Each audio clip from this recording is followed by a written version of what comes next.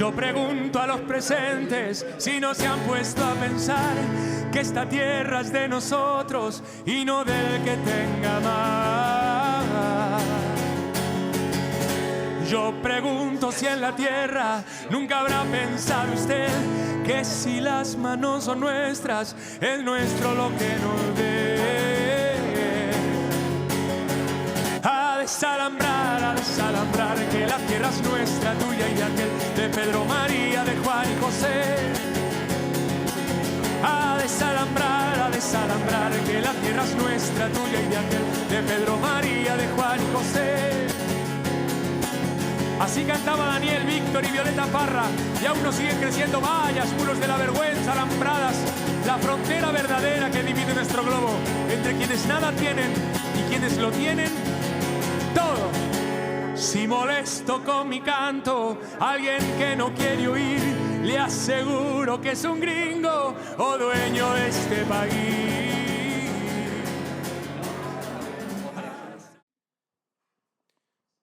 Bueno, pues primero disculpar por el retraso, pero ya sabéis que en la costa tropical los tiempos son un poco relativos. Entre la costa tropical, la organización y la abundancia, amigos y amigas latinas, pues los horarios son que vamos yendo. Bueno, disculpar porque el día está siendo un poco atropellado, pero bueno, yo creo que enjundioso.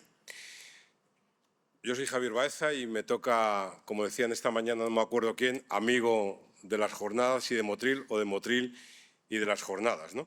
Y me toca presentar a Patricia Bárcena, que en este momento es adjunta segunda al Defensor del Pueblo.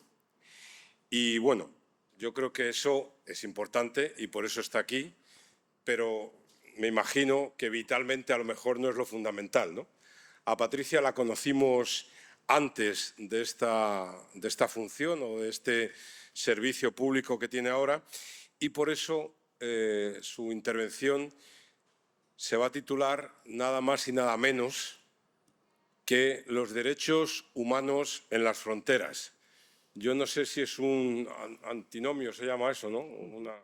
Pero bueno, la sabiduría y el cargo y la experiencia no sé si la dará para justificar los derechos humanos en las fronteras, pero al menos sí para abrir pequeñillas, ¿no? Con eso que dice Roberto muchas veces, pequeñillas aperturas en las verjas y en las fronteras para ver el horizonte, ¿no? Patricia es abogada y muchas cosas más que podéis investigar en las redes del demonio, o sea que no vamos a perder tiempo. Yo creo que hay dos claves importantes, me parece a mí, y una es que desde el 2007 al 2021 fue la directora de CEAR Euskadi, con lo que todas y todos sabemos qué significó en esos momentos. Cada momento y cada día tiene su afán, pero en aquellos momentos lo que significó también la venida de los migrantes y la buenísima intervención de CEAR, especialmente en Euskadi. Yo no sé, porque Luis Carlos decía, habla con la ponente, pero bueno, no ha habido tiempo realmente, porque entre que comemos y hemos ido y venido no hemos podido hablar. Pero yo quiero rescatar que ya en el 2017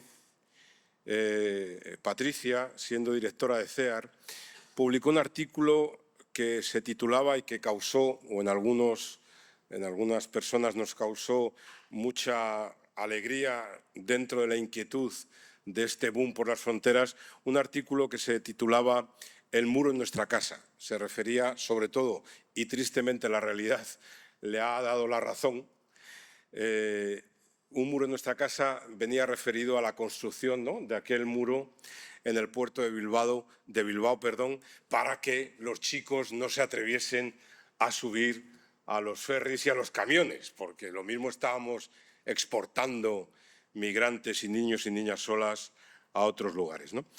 Ayer por la tarde tuvimos la oportunidad de muchas cosas, también muy rápido, pero lo logramos hacer, de llorar y de compungirnos con el documental que se nos presentó sobre las mujeres, especialmente las desaparecidas que subían mayoritariamente de Honduras a México.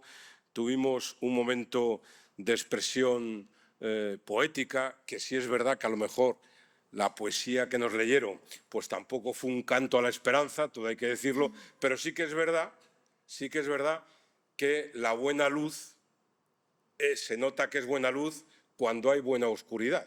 Los que somos aficionados a la fotografía, eso lo tenemos claro, ¿no? Y luego, que es a lo que voy y con lo que ya quiero acabar, Salvador Amor nos contó un cuento, perdonad la publicidad subliminar, una parábola acerca de la función del colibrí, ese pequeñito pájaro, y decía un relato, pues también, si no fuisteis os lo perdisteis, pero seguro que eso en las redes del demonio está contado, decía que, bueno, pues a las críticas hacia el colibrí que quería apagar un fuego con su pequeñito pico, al final el colibrí, a quien le criticaba, le dijo: cada uno tenemos una responsabilidad inexcusable de hacer lo que podamos para apagar el fuego. Yo luego decía, qué miedo, porque eso se ha reconvertido en el que pueda que haga para hacer fuegos, pero no. El cuento de Salvador y del colibrí era que no tenemos excusas para hacer lo que podamos para apagar los fuegos.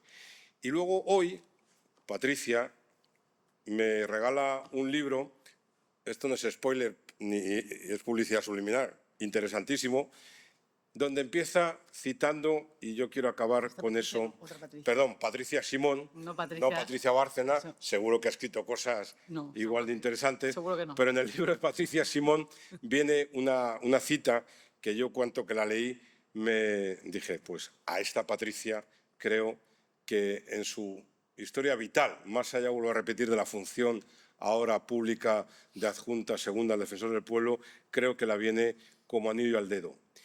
Y cita Patricia Simón en el libro a George Steiner diciendo: nos hacemos cómplices de todo aquello que nos deja indiferentes.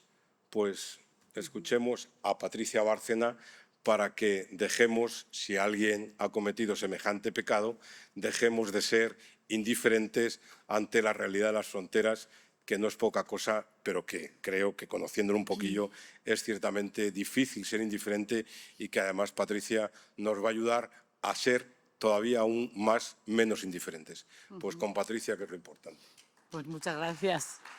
Qué bonita presentación. ¿Está encendido esto? Sí. Muchas gracias, Javier. La verdad es que da gusto, ¿eh? Yo venía, de verdad, muy, muy contenta de estar aquí. Evidentemente tengo que hablar por lo que se me ha invitado como adjunta segunda al Defensor del Pueblo, pero a nivel personal han sido tantos años los que he escuchado hablar de estas jornadas que me ha hecho especial ilusión el poder participar, porque además ha pasado por aquí un montón de personas, ponentes, compañeros, compañeras que para mí han sido referentes durante muchos años. Venía muy contenta hasta que he sido consciente del momento comida, relajo, buen tiempo y 5:30 de la tarde, bueno, sí, perdón, 6 menos 10, o sea que vamos con un inmenso retraso y lo que yo tenía pensado, pues no sé si es muy adecuado para estos horarios y estos momentos. Tengo 2 retos por delante. Uno, que no se me duerma el auditorio, que ya es bastante importante, y 2, que realmente pueda transmitiros lo que quiero en tan poco tiempo, ¿no? Y que es, entre otras cosas, el trasladaros pequeñas reflexiones sobre esa, efectivamente, cuestión antagónica que refiere a derechos humanos sin fronteras, ¿no? Parece que no pueden casar una con la otra, que es una paradoja entre ellas insalvable. Es verdad entre quienes están o estamos en la utopía de que estaríamos en un mundo mejor si fuera sin fronteras, y quienes consideran que son necesarias, especialmente por cuestiones de seguridad. Desde la posición que ahora me toca a mí ocupar, privilegiada desde el Defensor del Pueblo, nos toca armonizar, buscar la armonía entre una cuestión y la otra, entre esa situación antagónica, y velar porque, dado que existen las fronteras, procedimientos fronterizos y controles en las fronteras, todo aquello que se haga sea en el marco de los derechos humanos y de los derechos fundamentales, ¿no? Cada día, desde el Defensor, vemos cómo la actuación administrativa en ocasiones sortea, en ocasiones garantiza y en otras ocasiones, no pocas, obstaculiza el ejercicio de derechos de cientos de personas. Y nuestra labor es precisamente el poder supervisar qué es lo que está haciendo la Administración para, desde el ámbito de la perspectiva de los derechos humanos, por mandato constitucional, y supervisar qué hace la Administración y hacer recomendaciones o sugerencias. Esta mañana decía Patuca, no tengo muy claro qué es cada cosa, recomendaciones o sugerencias sobre cómo se puede actuar de otra manera diferente. Hacemos recomendaciones cuando queremos proponer un cambio global, un cambio más general, por ejemplo, una modificación normativa o una disposición, una instrucción que genere un cambio que afecta a muchas personas. Las sugerencias normalmente van dirigidas a casos concretos, a una situación específica en la que se ha producido una vulneración de derechos por la actuación administrativa y proponemos un cambio en ella, ¿no?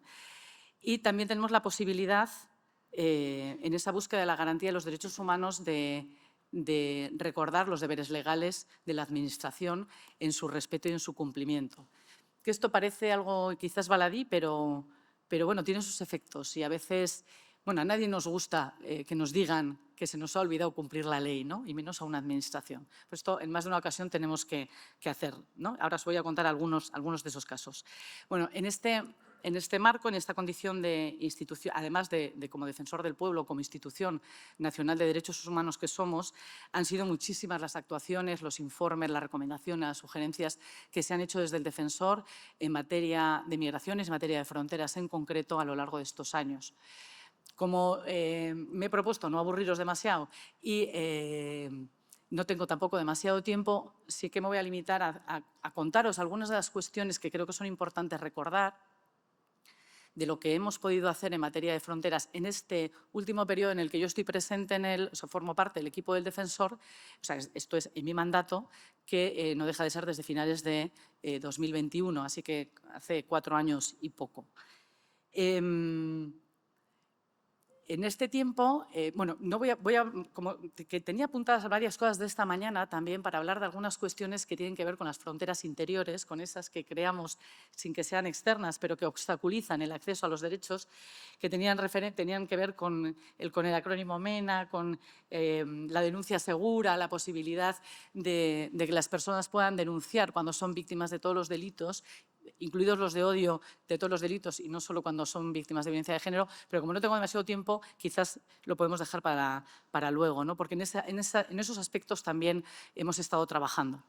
Me centro ahora en la cuestión de las fronteras, que es por lo que se me ha invitado, y en este ámbito no puedo dejar de remitirme al primer acontecimiento que yo viví estando en el Defensor.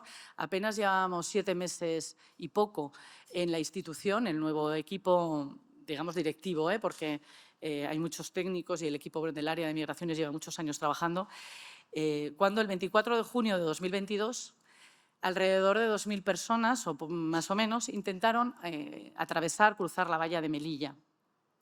Las imágenes que se difundieron en aquel momento, supongo que la mayoría de las personas que estáis aquí las habéis visto, pero si no las habéis visto, yo os invito a verlas de nuevo, porque creo que hay cosas que no hay que olvidar nunca. Las imágenes que se vieron en aquel momento demostraron un exceso, una violencia desproporcionada, un excesivo uso de la fuerza, y se vieron, ¿no?, cómo había personas fallecidas, personas devueltas. Nunca supimos cuál es el número real de personas fallecidas,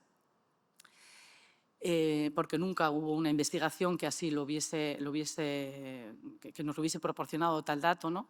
Nunca supimos tampoco cuántas personas desaparecieron después de ser entregadas a la gendarmería marroquí, y ni cuál fue qué les deparó a muchas de las personas que fueron devueltas también por España a la gendarmería marroquí y estas a su vez a otros terceros países o simplemente al desierto, ¿no?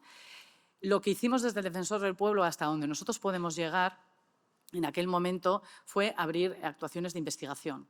Ir allí a Melilla a ver qué es lo que había pasado, hablar con las fuerzas y cuerpos de seguridad del Estado, entrevistar a las personas que consiguieron pasar al CETI, hablar con el Instituto de Sanidad, con solicitar toda la documentación de los partes que había habido, todos los vídeos y grabaciones que se produjeron, ¿no? de todo el proceso de la entrada, o sea, de la llegada, del amotinamiento, no, ¿cómo se llama? Bueno, el momento es que no fue salto, porque fue una entrada, digamos, de muchas personas al tiempo, un aplastamiento colectivo, un aplastamiento, me salía la palabra. Todo aquello lo vimos, intentamos dentro de las competencias que tenemos y que antes os decía, que es supervisar la administración, no podemos cambiar, no podemos juzgar, no podemos exigir la ejecución de los actos de otra manera. Lo que hicimos fue constatar, lo que sí que dejamos, informamos, es que dejamos constancia de las personas que habían sufrido, muchas personas habían sufrido lesiones, que habían entrado en Melilla, que estaban en el CETI, en el Centro de Estancia Temporal, a las cuales no habían sido parte de ningún procedimiento penal, o sea, personas heridas a las que se había asistido, pero cuyos partes de lesiones nunca fueron remitidos a los juzgados para que se pudiese abrir las diligencias propias de investigación si había un presunto delito de lesiones, ¿no? También constatamos que más de 460 personas fueron devueltas de España a Marruecos sin procedimiento alguno. Y asimismo, lo que hicimos, puesto que no tenemos posibilidad de interferir en los procedimientos judiciales, trasladar a la Fiscalía toda la información que nosotros habíamos obtenido tras esa investigación.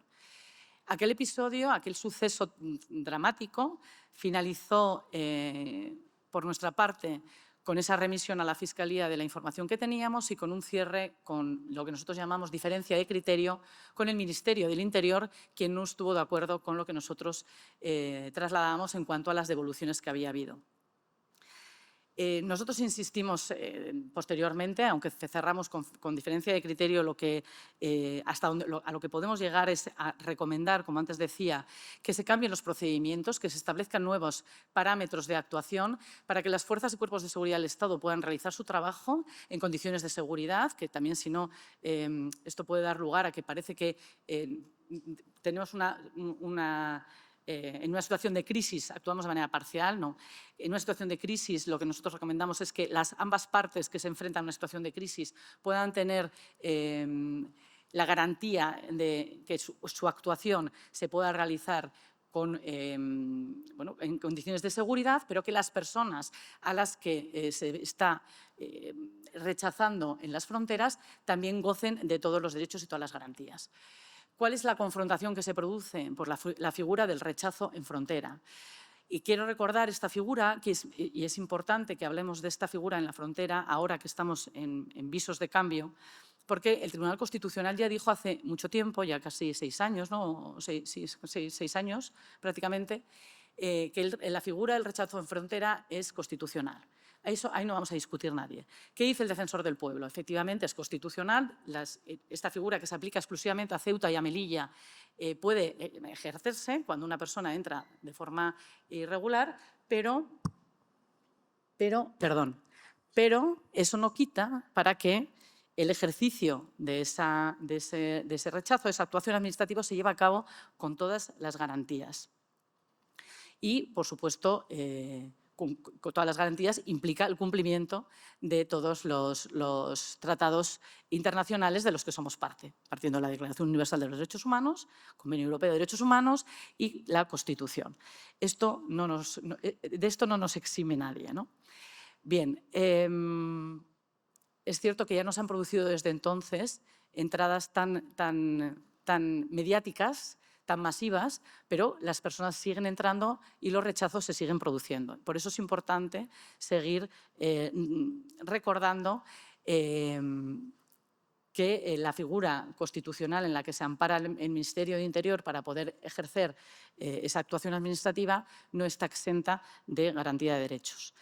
Otro episodio importante que tuvimos y que además tiene que ver con esta figura también, pero que afecta a los menores, en el año 2023 fue la reapertura de diligencias de una investigación, ya me he puesto modo fiscalía también yo, de unas actuaciones que habíamos dejado en suspenso a raíz de los acontecimientos de Ceuta del año 2021.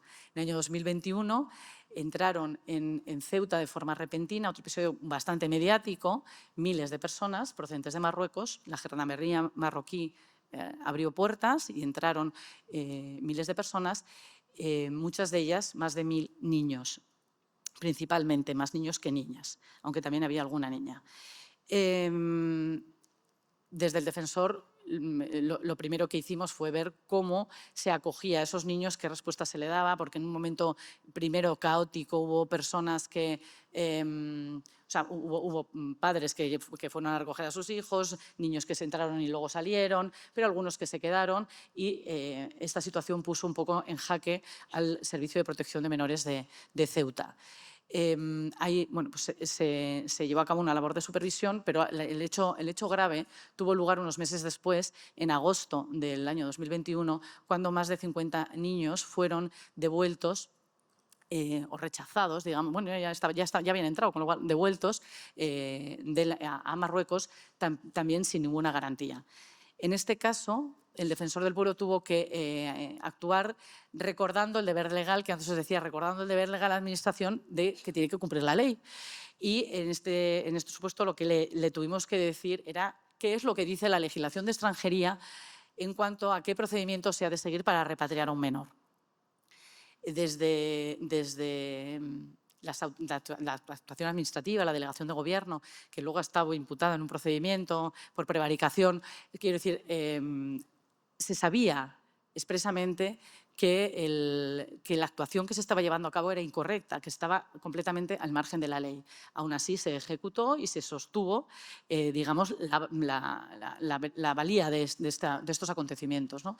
Los niños, en principio y en final, de conformidad con lo que dice la legislación de extranjería, para ser repatriados tienen que seguir un procedimiento que tiene como primer paso el consultar a las autoridades de origen cuál es la situación para el caso de la reagrupación, de la repatriación, o cuál es la situación familiar, cuál es la situación de protección de la infancia en el país al que van a ser repatriados, y en caso de que hubiese un informe favorable es cuando se inicia un procedimiento de repatriación en el cual debería de participar el menor como primera medida por su interés superior y por tanto habría que preguntarle si tiene capacidad suficiente, si quiere volver o no quiere volver. En siguiente lugar habría que pedir informes al Servicio de Protección de Menores y asimismo a la Fiscalía de Menores. Bueno, todos estos pasos se los saltaron a la torera en aquel momento.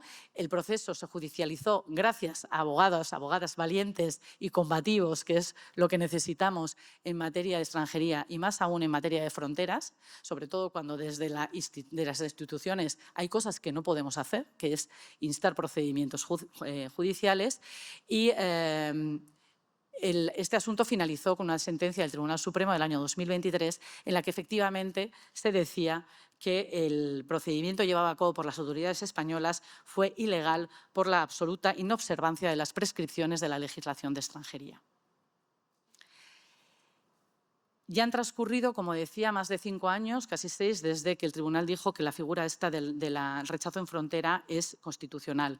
Desde el Defensor del Pueblo dijimos en su momento, y todavía estamos esperando que esto pueda suceder, que es necesario regular la figura, precisamente para hacer cumplir esas garantías de protección de quien la ejecuta, pero sobre todo de protección de quien está siendo rechazado en el momento en el que se lleva a cabo, ¿no? A través de disposición reglamentaria podría establecerse un procedimiento que desgrane cómo debe ejecutarse un rechazo en frontera, cómo se debe preguntar o informar a la persona que entra de manera individualizada cuáles son sus derechos, y luego poder identificar si se trata de solicitantes de protección internacional o no, si estamos ante una persona menor de edad y, por tanto, que requiere especial protección, ante una persona vulnerable, etc. Esto que parecería una ficción, si alguien vuelve otra vez y recoge las imágenes de aquel momento de Melilla, yo, a nivel personal y a nivel institucional, reivindico que es posible. Y es posible en Melilla, es posible en Ceuta. Hay espacio suficiente para poder desplegar los recursos materiales necesarios para poder llevar a cabo, en caso de que se produzca una entrada de forma masiva, de manera individualizada, poder hacer este proceso. No os digo ya si las entradas se producen de manera pues, más puntuales, como está ocurriendo ahora desde entonces, ¿no? Esto que os comentaba ocurrió en el año 2021. En el año 2022 entraron de manera irregular en Ceuta y en Melilla alrededor de 1.200 personas, pero desde entonces las cifras han bajado exponencialmente en Melilla, que no superan los 300 personas que entran de manera irregular. Y en Ceuta sí que se mantiene todavía un número relativamente importante. He visto recientemente los datos del 2025, son de 3.527 entradas de forma irregular en la ciudad de Ceuta. ¿Cuántas devoluciones se están produciendo y no lo sabemos de manera puntual, de manera individual y nadie se entera porque esas personas que se han devuelto a Marruecos no denuncian, no dicen que no han tenido procedimiento alguno ni posibilidad de pedir asilo? Esta mañana se comentaba, ¿no? ¿Cuántas personas consiguen? ¿Por qué tienen que ir por una ruta? O sea, ¿por qué tienen que intentar acceder al territorio por una vía no segura? Por una vía alternativa, ¿por qué tienen que saltar una valla o intentarlo por el mar? ¿Por qué no van a los puestos fronterizos, ¿no? A las oficinas que hay para poder pedir protección internacional? No sé quién ha sido que lo ha comentado esta mañana, porque no pueden llegar, porque hay toda una estructura que impide que las personas subsaharianas principalmente lleguen a esa frontera y puedan pedir asilo. Hay que buscar la alternativa. ¿Es verdad que han llegado menos? ¿Será porque van más a la oficina y consiguen llegar a la oficina? Los datos nos dicen que no. ¿Será porque hay otras vías legales y seguras? Los datos nos siguen diciendo que no. Las quejas que tenemos en las embajadas y consulados son ingentes. Es la otra frontera, ¿no? La frontera exterior. Tenemos un marco de actuación, también lo hemos comentado esta mañana de manera más informal, ¿no? Quizás el más favorable que podíamos tener actualmente y de cara a los próximos años. Tenemos el Pacto Mundial de las Migraciones, un compromiso de Estado en el que nos comprometemos a regular las migraciones conforme a los convenios internacionales de los que somos parte, a que la migración sea ordenada, regular y segura. Esto es como un mantra que se repite constantemente, ¿no? La inmigración ordenada, regular y segura. Y en eso estamos todos de acuerdo probablemente, salvo que nos vayamos a los utópicos de destruyamos las fronteras, ¿no? Pero si buscamos el equilibrio, nos conformamos con que sea ordenada, regular y segura. Para eso hay que generar mecanismos y los mecanismos no están funcionando. Desde el Defensor hemos hecho multitud de recomendaciones al Ministerio de Asuntos Exteriores para que se dote de recursos materiales y humanos a los consulados de España en multitud de países y no acabamos de avanzar en este sentido, ¿no? No estamos cerrando con diferencia de criterio, no es que dicen que no están de acuerdo, están de acuerdo, pero no se asignan recursos suficientes y, por tanto, no se avanza en esa dirección. No hay más vías en las embajadas y consulados.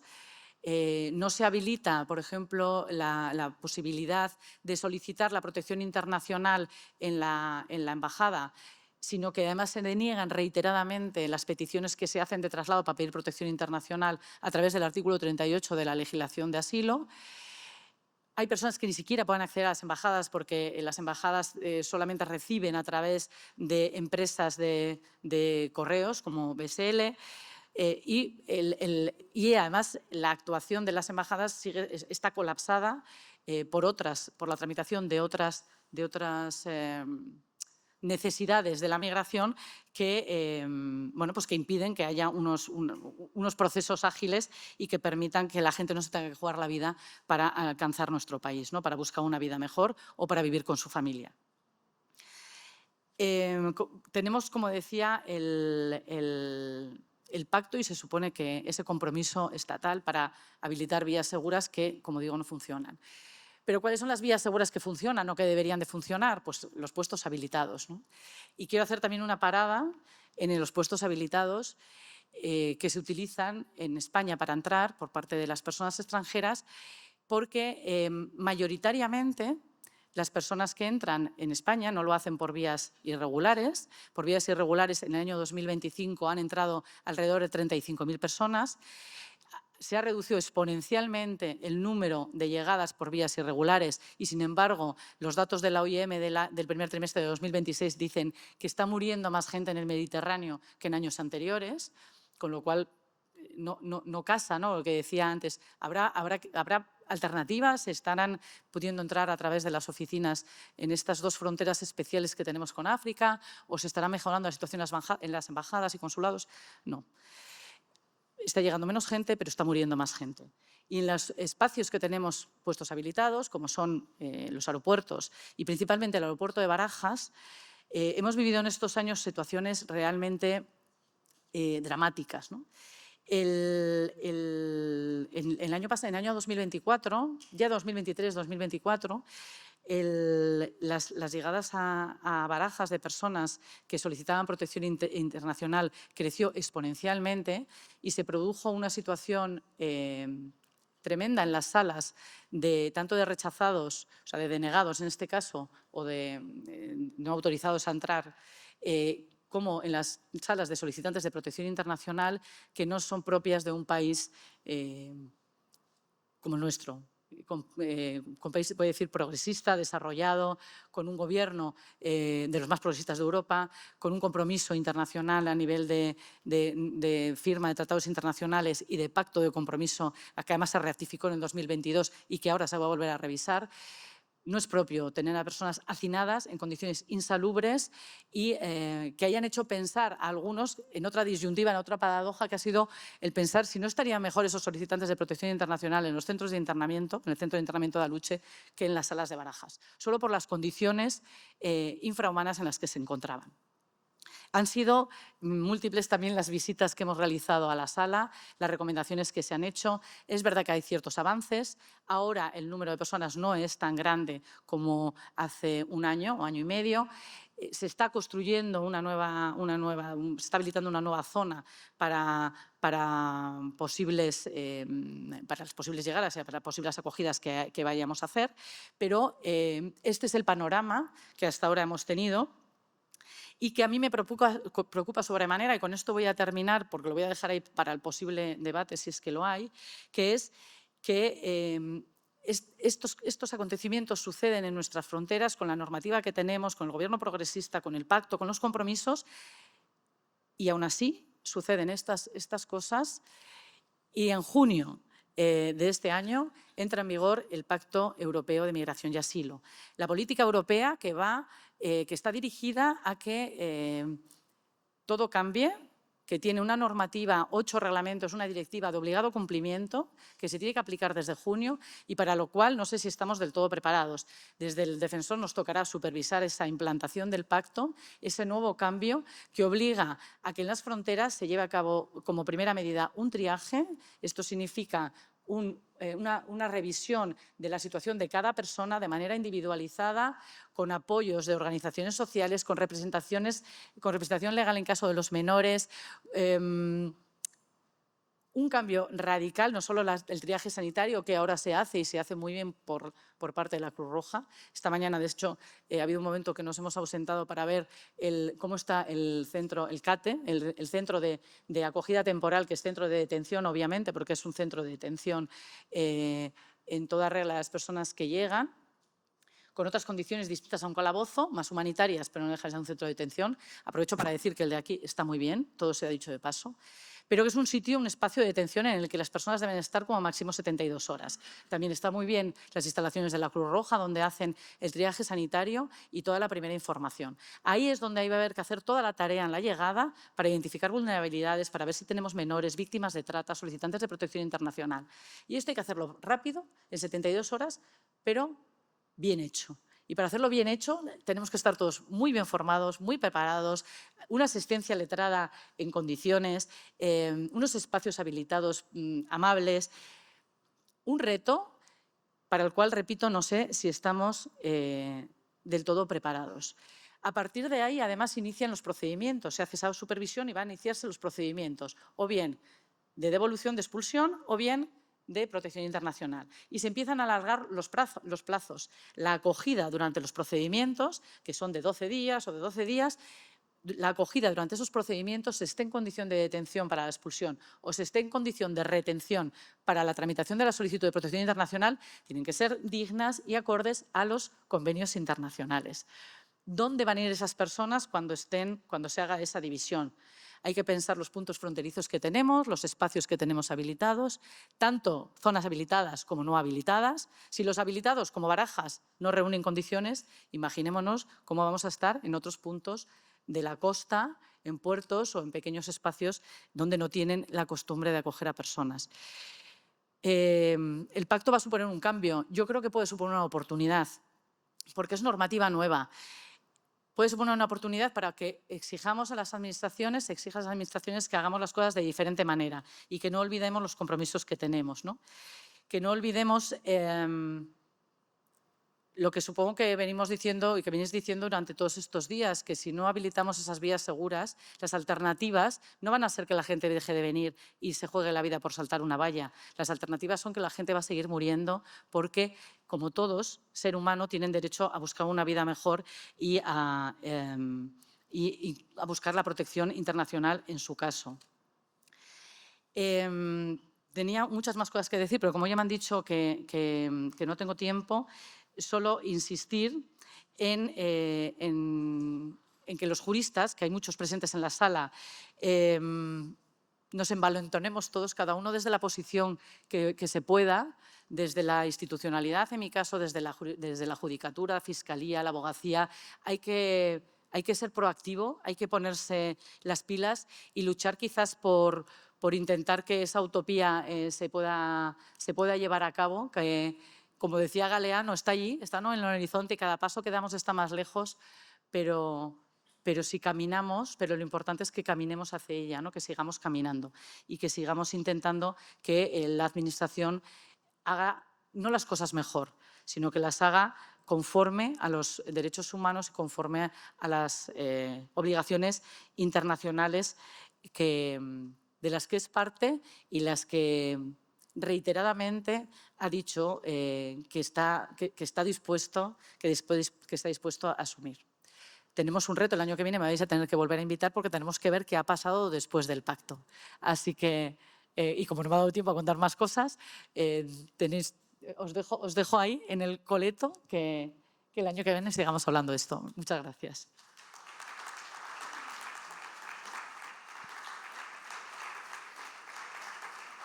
¿25 minutos? Para haber tenido 40, decir lo que querían 25 no está mal, ¿eh? Bueno, pues la vida da de sí lo que da de sí. A la velocidad del rayo. Si a alguien le apetece o quiere preguntar, perdonad la insistencia, pero como hay mucha gente, para las próximas jornadas, si alguien tiene alguna conferencia que dar, pues que lo hable con la organización.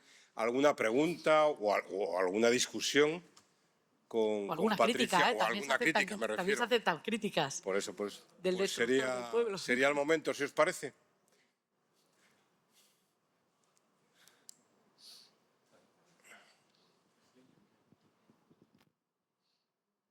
Has comentado, ¿no?, un ejemplo de falta de derechos humanos en las fronteras, la investigación que se hizo desde la Oficina del Defensor del Pueblo sobre las muertes y desapariciones forzosas en la Valla de Melilla.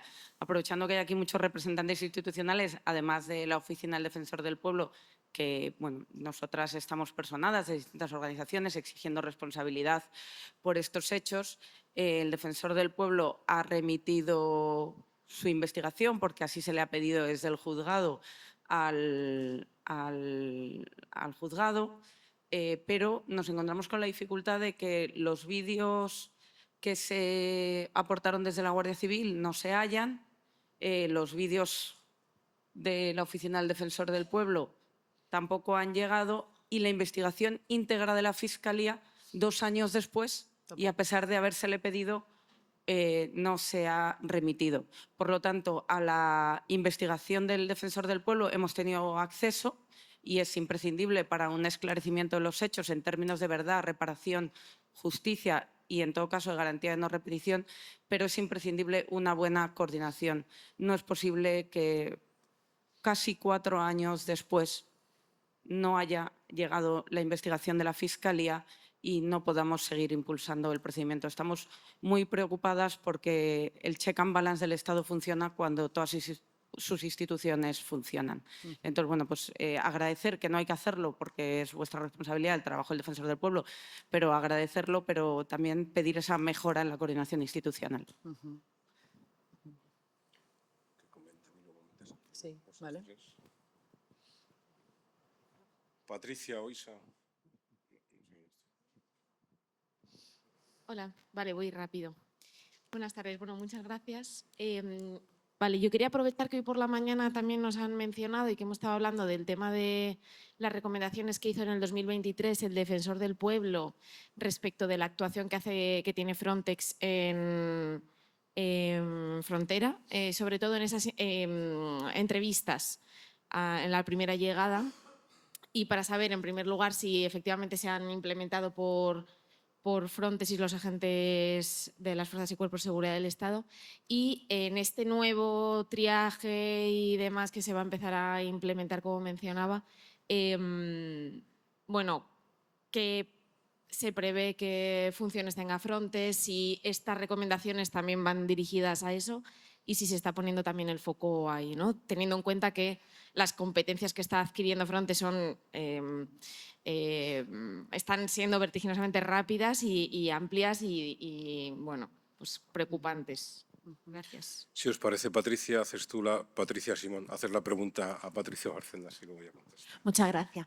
Sí, yo quería preguntar sobre qué posibilidades tiene la Defensoría del Pueblo a la hora de hacer recomendaciones o sugerencias en cuanto a la Administración, pero respecto a las ONGs y asociaciones que muchas veces hacen trabajos subsidiarios del Gobierno, y esta mañana estábamos hablando sobre la criminalización, por ejemplo, de los patrones, y yo he sido testigo aquí de cómo con el Frontex, voluntariado de la Cruz Roja, que eran los que hacían en la práctica la entrevista a las personas náufragas cuando llegaban al Pantalán, detrás tenían a los del Frontex copiando, es decir, de alguna manera los voluntarios los que hacían la entrevista, entonces el papel humanitario, la confidencialidad, todo se rompía. Eso era en 2018, se acaba de publicar un informe de Fundación Por Causa sobre, por ejemplo, ¿no?, el trato que dan en algunos centros de la Cruz Roja también a las personas migrantes y refugiadas, y no solamente es Cruz Roja, hay muchas otras organizaciones que dan un trato carcelario a las personas migrantes y refugiadas. ¿Hay posibilidades de que desde la Defensoría del Pueblo se hagan recomendaciones al Gobierno y a las autonomías a la hora de hacer supervisión de ese trabajo que están haciendo? Y otra muy rápida, que es, teniendo en cuenta que lo que no se haga ahora probablemente no se pueda hacer, quiero decir, porque estos ya sabemos lo que puede pasar en un año o dos, ¿cuál sería para usted el ámbito de trabajo en el que le gustaría poder trabajar en los próximos meses, que le parezca, que crea que es urgente en materia de migraciones y refugio? Gracias. Contesta a las tres primeras y luego alguna otra que hay. Bueno, completamente de acuerdo con Patuca, con la parte de la colaboración interinstitucional, sin ninguna duda. Ya sabéis que el Defensor del Pueblo, cuando se inicia el procedimiento, los procedimientos judiciales, ahí ya no tenemos competencia, tenemos que suspender las actuaciones a la espera de que decidan los tribunales, y luego no tenemos tampoco la posibilidad de trasladar o sea, hacer nada con respecto, tenemos que acatar lo que digan los jueces, evidentemente, como todos, y por tanto ya finalizar nuestra actuación. En el ámbito de Administración de Justicia, lo único que podemos mediar o de alguna manera también recomendar es en la agilidad de los procedimientos judiciales o en lo que es la gestión de la Administración de la Justicia, pero no en los procedimientos judiciales en sí. Con respecto al tema de Frontex, en su día hicimos la recomendación, efectivamente, para que no se utilicen las entrevistas como prueba para poder iniciar investigaciones de las personas pateristas. En teoría, esa recomendación está aceptada. Se supone, bueno, había un problema ahí también de traslado de datos confidenciales que efectivamente se estaba incumpliendo. Bueno, se supone que no se utilice, que también decían que las entrevistas no se utilizan para eso, que son únicamente con una finalidad estadística y que luego la utilización que se pudiera hacer por parte de la policía pues estaba como fuera del ámbito de Frontex. No hemos tenido más quejas sobre casos que yo sepa recientes, más quejas sobre actuaciones similares. En teoría, esa praxis ya ha desaparecido. Pero el gancho, digamos, la motivación principal tuvo que ver con la confidencialidad y con la protección de los datos, además de con la situación de las personas a las que se estaba preguntando pues dentro de un ámbito de confianza sobre una situación que luego iba a ser utilizada incluso en su contra, ¿no? Entonces, en teoría, hasta donde llegamos, hasta donde yo sé, no se ha vuelto a repetir. En la parte de la supervisión de quien gestiona fondo público, tenemos total capacidad para poder acudir a cualquier espacio de acogida que esté financiado con dinero público. Y, de hecho, hemos supervisado muchísimos centros de acogida, tanto a personas migrantes como refugiadas.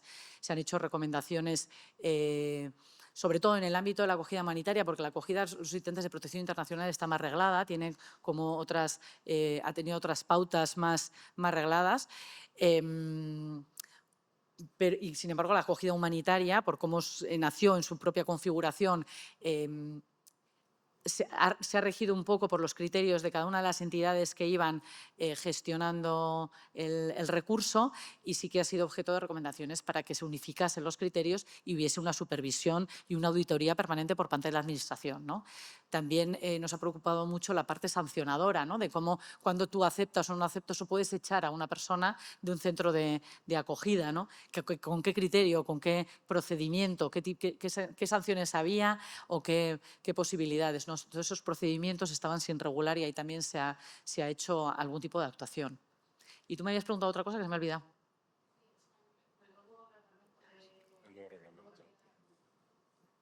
Que comentabas también, ¿no? Y con toda la nueva legislación en materia del PEMA, con la directiva de retorno y demás, pues eso, ¿qué funciones se le van a encomendar a Frontex? ¿Qué papel va a tener? Y si tenéis información respecto a las recomendaciones que hicisteis, porque efectivamente, y además es que el Supervisor Europeo de Protección de Datos y demás también ha hecho sus recomendaciones a Frontex y no hay mucha claridad en cuáles se han implementado y no, y se siguen haciendo, como contaba la compañera, este tipo de entrevistas sin ninguna previsión. Lo que pasa es que como hay total falta de transparencia respecto a lo que pasa después y no hay análisis de datos reales que haga Frontex, entonces las entrevistas se pueden hacer. Otra cosa es que uso se haga de las entrevistas, ¿eh? No, y el problema es que está ahí. Claro, pero según el Supervisor Europeo de Protección de Datos, lo que Frontex hace con esos datos es pasárselo a Europol y a las autoridades policiales españolas para criminalizar a estas personas. Sí. ¿Qué pasa? Eso es lo que se puede hacer.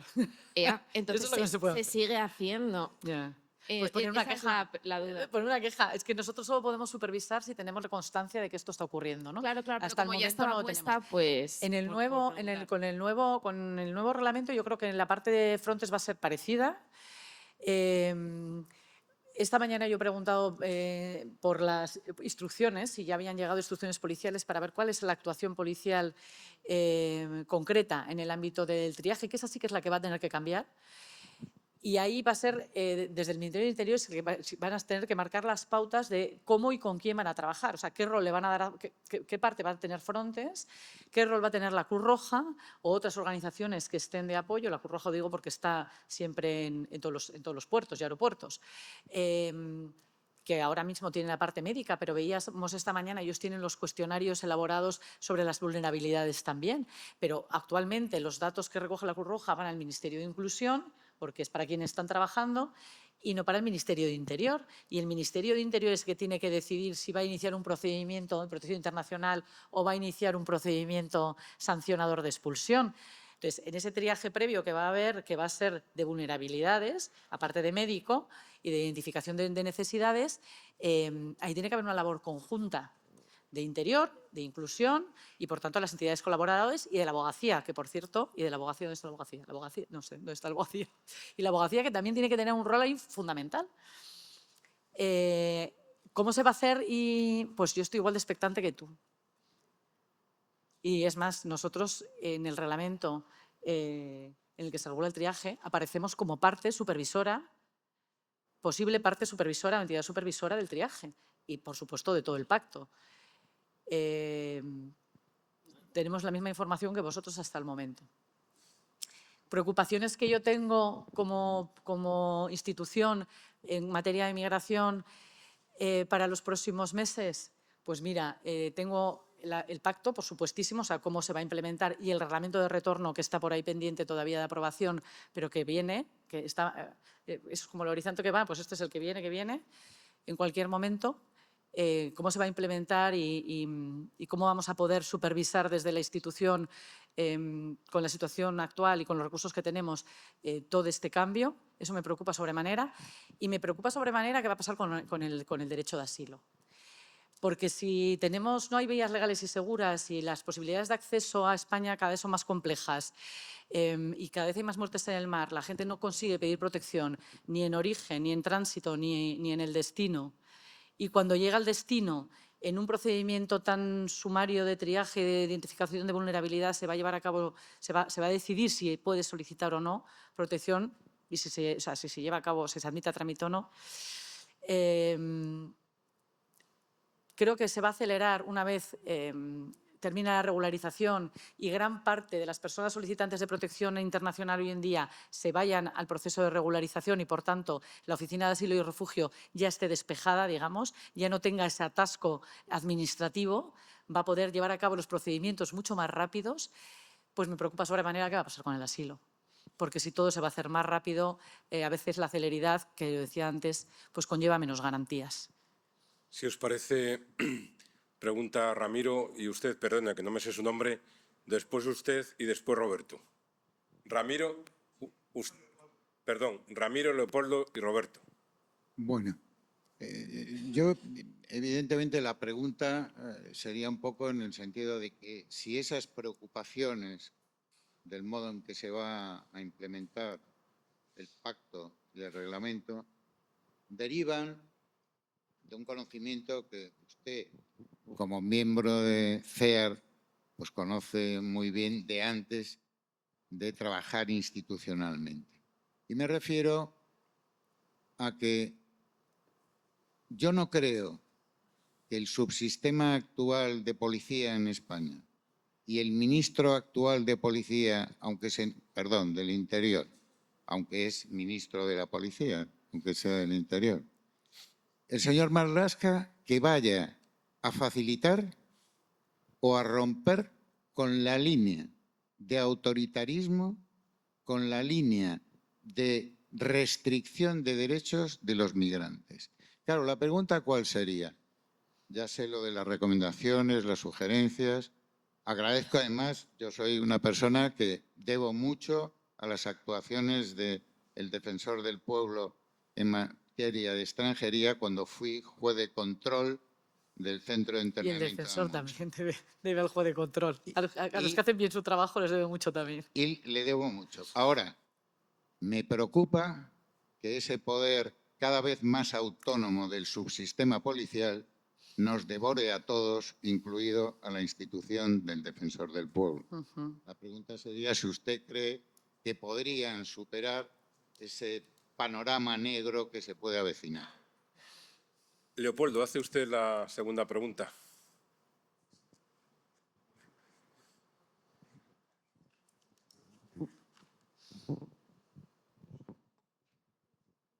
¿Se me oye bien? Sí, ¿no? Sí, muy bien. Yo por alusiones,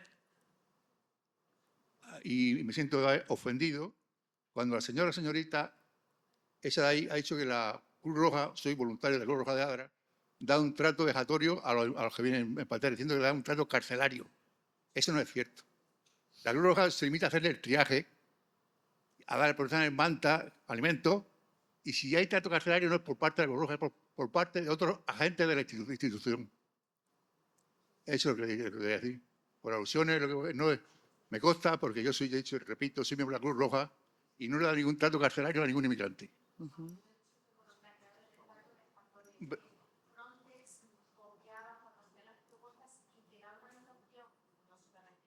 Perdón, ha dicho usted que la Cruz Roja da un trato carcelario a... No, se refería a Frontex.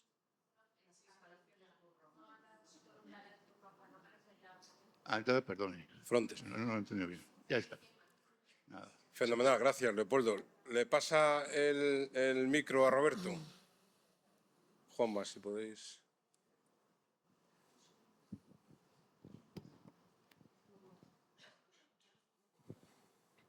Buenas. Has dicho al principio que como se te ha cortado mucho el tiempo, no te iba a dar tiempo a hablar de las fronteras invisibles, pero como que cada vez que existe una posibilidad de reconocimiento de derechos, surge la frontera invisible. En el proceso de regulación extraordinaria, el Ayuntamiento de Madrid y la Comunidad de Madrid, que es lo que nosotras conocemos, ha dicho que no va a hacer informes de vulnerabilidad. Yo tengo, bueno, esta mañana el Ayuntamiento de otro municipio pidiendo colaboración a una asociación pequeña porque ellos no van a hacer informes de vulnerabilidad a gente que pide cita en servicios sociales y les dicen, guay, tienes la cita, pero que sepas que tengo orden directa de no hacer informes de vulnerabilidad. ¿Qué hacer frente...? Y además en un plazo muy pequeño, porque es que estos son 74 días lo que quedan. Entonces, primero, ¿qué opinión tienes? Segundo, también, ¿qué capacidad se tiene de hacer frente a ese discurso de odio que hay ahí? Porque al fin y al cabo son unos servicios públicos diciendo vosotros sois de segunda y es que ni un dedo voy a mover por vosotros. Eso es promover el odio desde el Ayuntamiento y la Comunidad de Madrid. Y si hay capacidad de hacer algo. Sí. Bueno, la parte del subsistema del Ministerio del Interior. Yo insisto, creo que es que el escenario que se avecina puede ser peor todavía. O sea, no hay que ser muy listo para ver que en Europa somos un referente.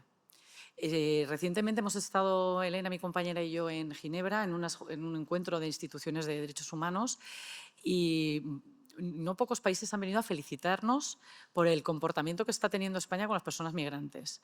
Esto de que se lleve a cabo ahora una regularización es algo inconcebible, pese a quien le pese, que a alguno le pesa. Y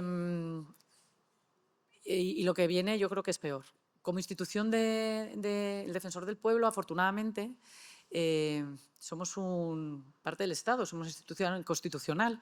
Va a costar que nos quiten del medio o que nos puedan acallar. Tanto el Defensor del Pueblo, actualmente, Ángel Gabilondo, como la Adjunta Primera, como yo, estamos elegidos por 3/5 del Congreso. 3/5 del Congreso es mucho. Es mucho quórum, es mucho consenso.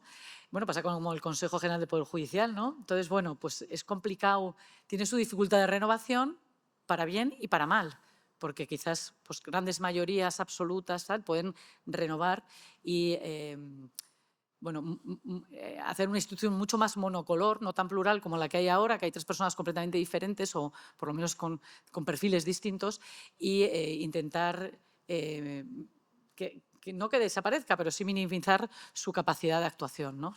Y eso creo que es importante preservarlo, sobre todo en un contexto tan complejo como el que se avecina. La pluralidad de la institución, la independencia, la transparencia, etcétera, ¿no? Yo creo que por la parte que a la institución del defensor le toca, resistiremos, que diría aquel, ¿no? Pero por el propio mandato constitucional y la ley del defensor como está configurada. En relación con las administraciones públicas que se niegan a cumplir con sus obligaciones, pues es que es una cosa, al final, parece como de perogrullo decir, si tú solicitas cualquier cosa a la administración tiene obligación de contestar.